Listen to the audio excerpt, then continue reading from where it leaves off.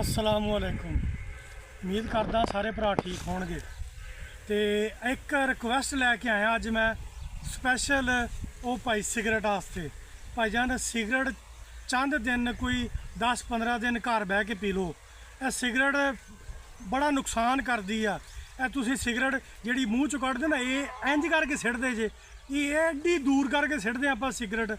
इनू भाई जी ना पैर सिरे लैके इनू नप दिया करो, इनू मसल दिया करो। आ सिगरट जी हैगी आ अज साडा बरूद पक्या पिया वा, ये माड़ा ही इनू चंगारी की लोड़ आ।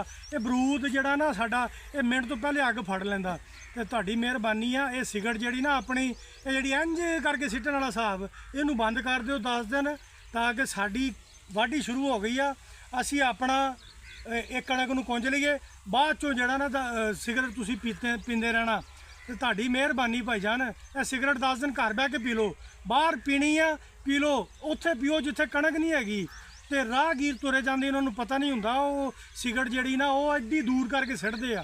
तुहाडी मेहरबानी सिगरट नूं बुझा के फिर तुसी सिटो। ये सिगरट आ जिमीदार का रेट तो पहले नहीं हैगा, तो फिर जिमीदार अग लग जाती है। तुसी अगे नुकसान च जा रहे जिमीदार। तुहाडी मेहरबानी है ये सिगरट नूं रखो। ये वो मिसाल मैं तुहानूं दसदा, वो बाबा कोल खड़ा सीगा, उन्हें ऐ सिगरट करके सिटी आ तो बाबे की जाके कमीज पिछे लग गई।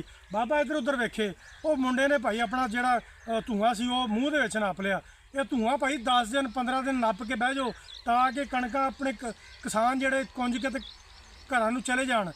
तो तुसी ना हुण 10-15 दिन सिगरट तो परहेज़ करो। सिगरट पीनी अपने घरां च पियो। सिगरट पीनी है तो किसी नहर के बकाए चले जाओ। सिगरट पीनी है किसी रेलवे के बकाए जाके लहदा जाके पी लो। तुहाडी मेहरबानी। ओके, अल्लाह हाफिज़।